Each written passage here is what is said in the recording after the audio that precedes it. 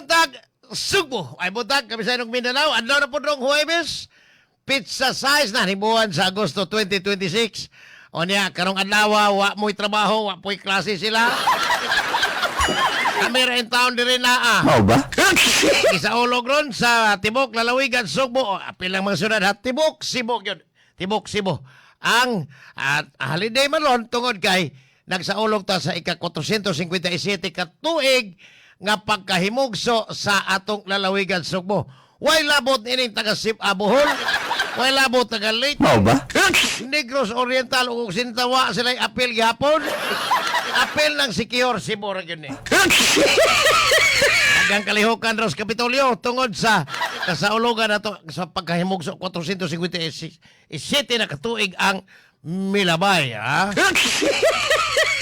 Way klase, way trabaho dito sa kauluhan doon na po, Northern Luzon.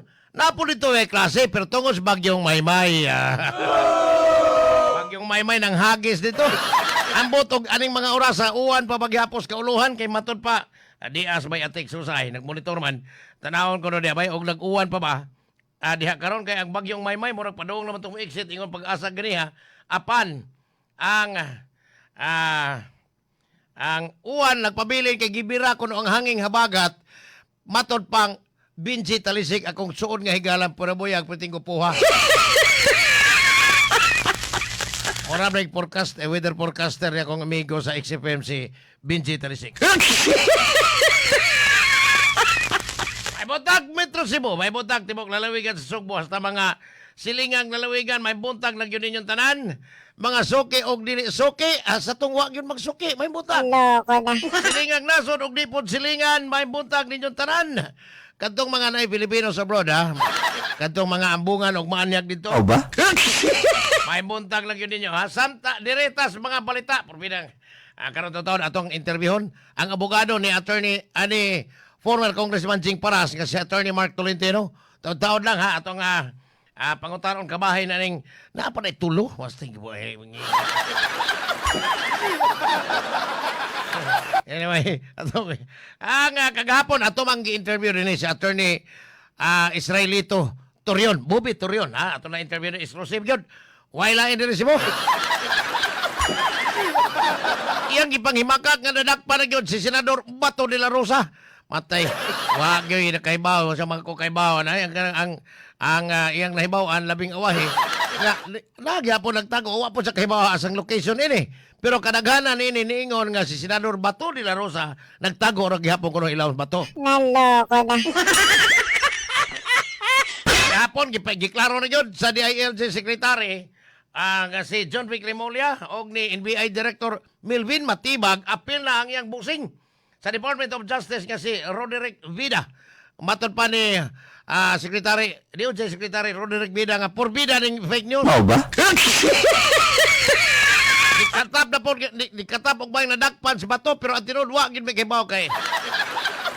Arira na sa enforcement ang posibleng mapahibaw ni ini. Matod pa ni John Vic Remulla nga, wag yun sila'y balita. Kay katapusan lang sighting ni Senador Bato de la Rosa, tuwa ko nos Mindanao. Ay, ate na noon. Samtang sila gihapong tulo di ay gigingon ha nga ang katong honey trap di ay nga gipasangilan ini ang utok ni si former Congressman Jing Paras.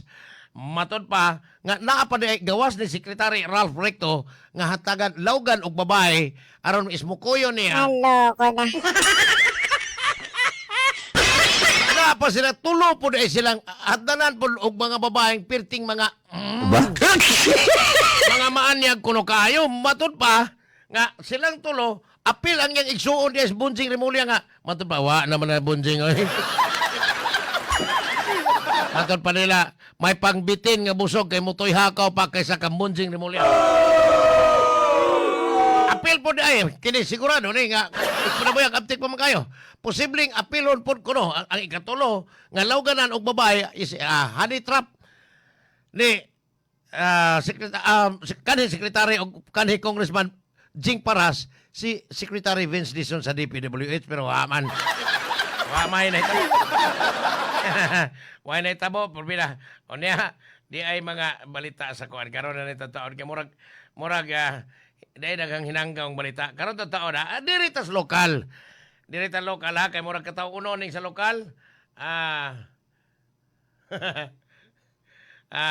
Dahil kataw uno sa lokal kagaha atong usang gabi dihi gidakop dito sa Barrio Los. Kita ako ning kang binji ni ang balita.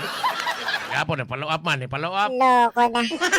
Di ay giingong dugay na kaayong tigsoyop og asus agta. Giga. Hinganlan og lino. Ang iyang apelyido Bok. Sa ato pa og tibok o ni Lino Bok. Mao ba? 50 anyos ning pintor hasta ngilngiga. Iya ko nung nadunggan ang hunghong sa Ginoo. Oy, ngilngiga ni Tuhana no. Nadunggan niya ang hunghong sa Ginoo nga matod pa sige lang yung gamit anang asus agta hingusag ta mas ginhawa. Loko na. Aron matiwas ang imong mission dihas kalibutan na Lino. Ibuyag ni siyang asawa og mga anak ay nagsigig hingos anang asus agta Lino. Nang hulga naman hinoon hinungdan nga gipadakop sa iyang live-in partner si Lino nga napreso karon sa Mabulo Police Station. Kay ang taga Mabulo Police ni responde na dito sa Barrio Los aron kuhaos Lino kay nang hulga na.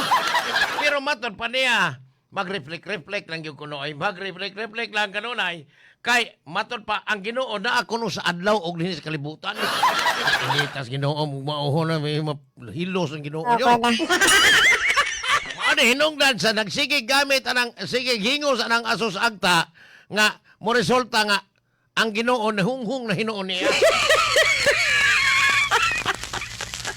Diretas binaliw patay ang Prime West solution sa una karon Prime West problem na gyud nagbayad mo. Kaya nabayan nga basura nga gipanag-iya sa Prime West kaniadto solution karon problem.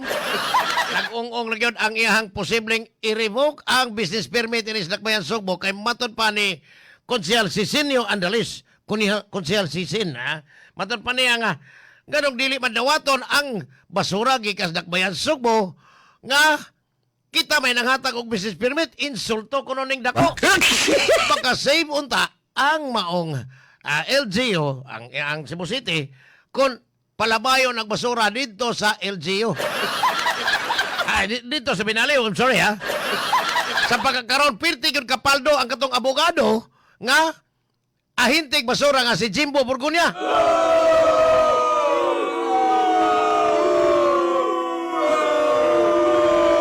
Kay matod pa ha nga ang Lakbayan sa Sugbo magbayad kay kwatag 4,000 pesos matag tonelada sa basura nga ilabay dito sa Aluginsan. Then ang mayor dito, bayaw ra po ni Jimbo Burgunya nga si Mayor Ig Modino.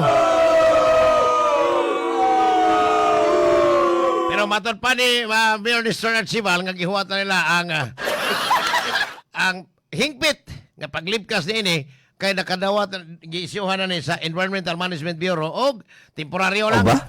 Partial. Na opening apan matod pa ni Mayor Nestor Archival kini pong ubang mga konsehal sama sa awan na i-mention sila sa Joel giingong pertig yung pagka grabe ha kasaba partes basura kay ganahan sila nga naay ilahang basurahan nga palabayan nga gidid-an po sa LGU nga ilang giingong adtosad nila palabaya murag na Loko. lahi sa niya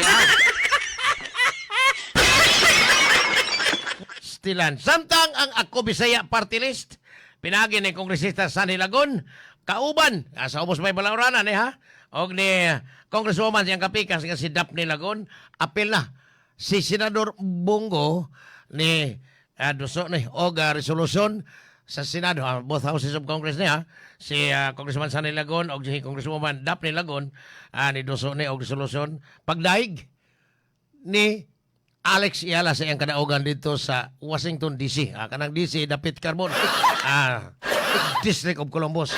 Mapon si Senador Bongo, matod pa niya kagahapon nga, bisag pirting sa muka ang nasod sa politika.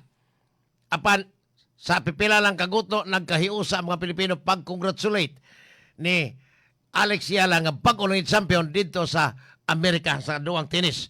Matod pa ni Senador Bongo nga kini maka-impluwensya ni sa mga bata o mga batanon nga gustong mamahimong champion dili lang sa tennis kon dili lakip na sa lain-laing klase sa sports. Matod pa ni Congressman Sanny Lagon pod nga at least daatay dakong dungog sa tibuok kalibutan usa sa mga Filipina nga nagdaog dungog dinhis atong nasod bisag nagkasalinggubot na.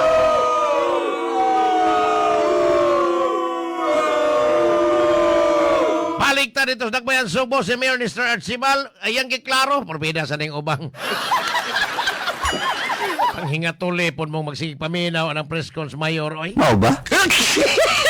Kagahapon na niingon as Mayor Mr. Archibald iyang gipanghimagak nga di endorso gyud sa ni anang Pax Silica project dito sa Luzon. Ngun sa iyo. Mao ba? Suporta sa bisag unsa ka unsa nga mga investor nga moani sa Subo labi na gyud sa mga dagkong investors ipaagi na og public hearing og consultation. Panwa sa maingon nga ni suporta sa Pax Silica matod pa niya welcome na ang mga dagkong investment diri sa Subo panwa sa mo endorso gid ha matod pa niya. Taka na ning uban og suwat. Di ka pag hingatuli mo pamina mo tarong sundalyo Benji talaga. Kay matod pa nga sayop ang pagkasuwat nga siya mo'y hugot nga ini-endorso. Matod pas mayor nga iyang giawhag lang hinoon. Instead, iyang giawhag ang katawan nga sa umaabot nga mga panahon. Matod pa niya, kinahanglang andam ta sa artificial intelligence education. Okay kayo, sir.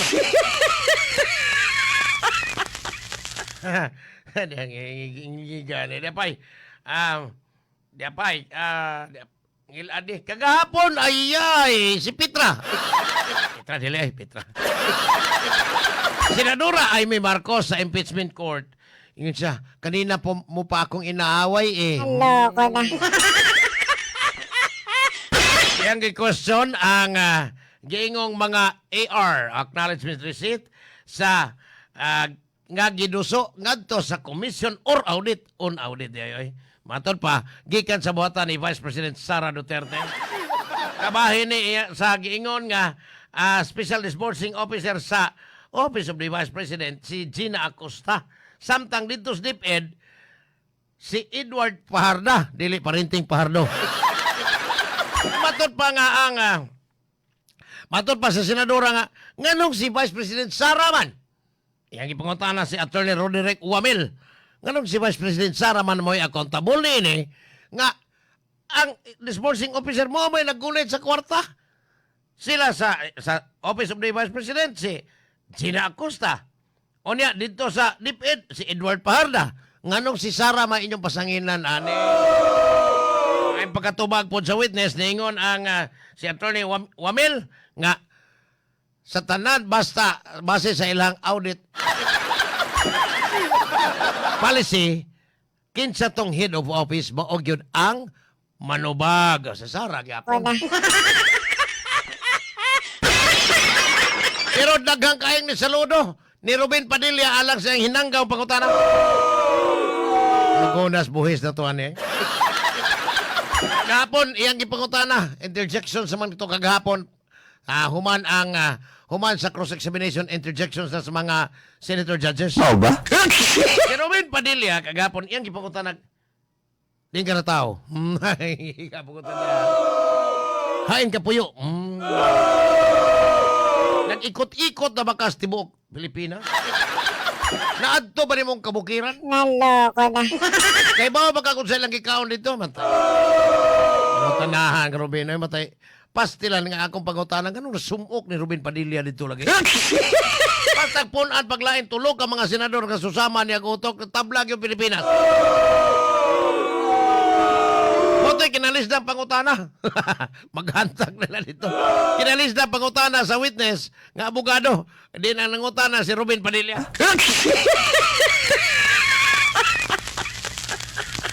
Ayon gapon pangutanang Erwin Toplok Castellan. Kagahapon matod pa ni Erwin Toplok batay wa ba mo mahibong nga taga Commission on Audit nga dun ni gasto ang Office of the Vice President sa iyang intelligence fund matag 2 milyones matag adlaw sa rental sa mga safe houses matay grabe po na nakuha pong abang ani. Lima kag 2 million ang gasto abang lang sa mga taguanan sa mga informant.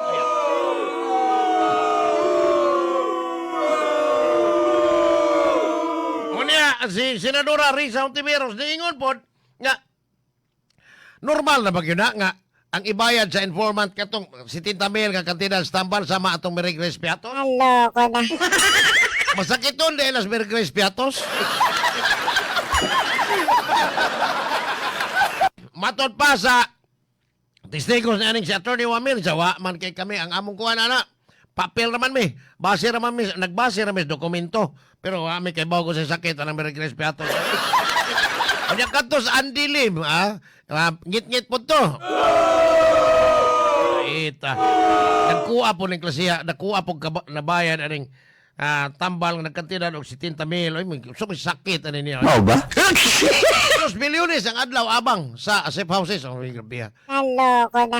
Na ay tinagalog nga kanabang tinapula nilang pagkasuwat, pagka-pronounce.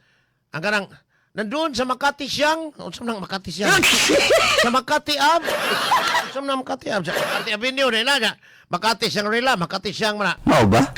Dili po tag 2 milyones ang adlaw tingalin taguanan aning mga safe house kanang informant.